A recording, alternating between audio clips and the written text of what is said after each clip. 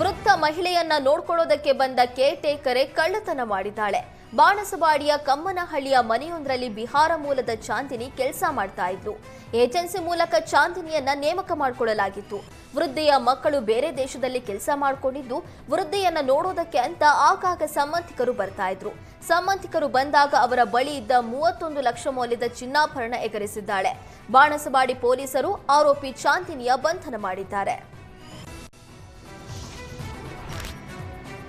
ಹೊಸ ವರ್ಷ ಹತ್ತಿರ ಬರ್ತಾ ಇದ್ದಂತೆ ನಗರ ಪೊಲೀಸರು ಹೈ ಅಲರ್ಟ್ ಆಗಿದ್ದಾರೆ. ಪಬ್, ಹೋಟೆಲ್, ರೆಸ್ಟೋರೆಂಟ್ಗಳಿಗೆ ಸ್ಟ್ರಿಕ್ಟ್ ರೂಲ್ಸ್ ಮಾಡಲಾಗಿದೆ. ನ್ಯೂ ಇಯರ್ ಸೆಲೆಬ್ರೇಷನ್ಗೆ ಪೊಲೀಸ್, ಅಗ್ನಿಶಾಮಕ ಹಾಗೂ ಅಬಕಾರಿ ಇಲಾಖೆ ಅನುಮತಿ ಕಡ್ಡಾಯವಾಗಿ ಪಡೆದಿರಬೇಕು. ಅಧಿಕಾರಿಗಳೊಂದಿಗೆ ಸಭೆ ಮಾಡಿ ನಿಯಮಗಳ ಬಗ್ಗೆ ಕಮಿಷನರ್ ಮಾಹಿತಿ ನೀಡಿದರು. 3 ಇಲಾಖೆ ಅಧಿಕಾರಿಗಳು ಹೋಟೆಲ್, ರೆಸ್ಟೋರೆಂಟ್ ಹಾಗೂ ಪಬ್ಗಳಲ್ಲಿ ಪರಿಶೀಲನೆ ನಡೆಸಿದ್ರು. ಯಾವುದೇ ಪಾರ್ಟಿಯಲ್ಲಿ ಡ್ರಗ್ಸ್ ಬಳಕೆಯಾಗದಂತೆ ನಿಗಾ ವಹಿಸಲು ಪೊಲೀಸ್ ಆಯುಕ್ತರು ತಿಳಿಸಿದ್ದಾರೆ. ಈ ಬಾರಿ ರೂಫ್ ಟಾಪ್ ಮೇಲೆ ಪಾರ್ಟಿ ನಡೆಸುವುದಕ್ಕೆ ಯಾವುದೇ ಅವಕಾಶವಿಲ್ಲ ಅಂತ ಸೀಮಂತ್ ಕುಮಾರ್ ತಿಳಿಸಿದ್ದಾರೆ. ಕರಾವಳಿ ಭಾಗದಲ್ಲಿ ಪ್ರಸಿದ್ಧಿ ಪಡೆದಿರುವ ತಗ್ಗರ್ಸೆ ಹೆಗ್ಡೆ ಕುಟುಂಬ ನಡೆಸಿಕೊಂಡು ಬಂದಿದ್ದ ಕಂಬಳ ವಿಜೃಂಭಣೆಯಿಂದ ನಡೆಯಿತು. 60 ಜೊತೆ ಕೋಣಗಳು ಭಾಗವಹಿಸಿದ್ವು. ಕೋಣಗಳನ್ನು ಸಿಂಗರಿಸಿ ವಾದ್ಯದ ಮೂಲಕ ಕಂಬಳ ಗದ್ದೆಗೆ ಇಳಿಸಲಾಯಿತು. ನಂತರ ಕಂಬಳ ಗದ್ದೆಯ ನೀರನ್ನ ಕೋಣಗಳಿಗೆ ಸಿಂಪಡಿಸಿ ಸ್ವಲ್ಪ ನೀರನ್ನ ಕೋಣಗಳಿಗೆ ಕುಡಿಸಿ ರೇಸ್ಗೆ ಬಿಡಲಾಯಿತು.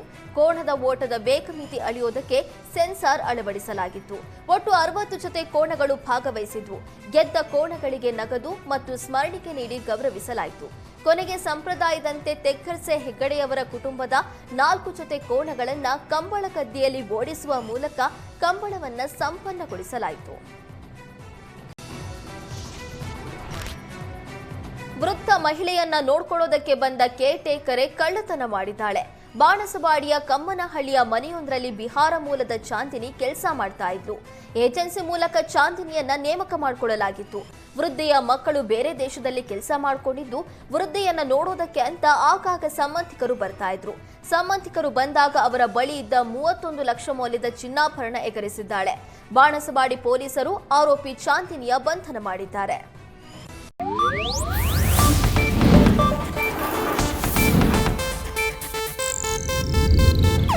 ಇದು ಏಷ್ಯಾನೆಟ್ ನ್ಯೂಸ್ ನೆಟ್ವರ್ಕ್ ಪ್ರಸ್ತುತಿ.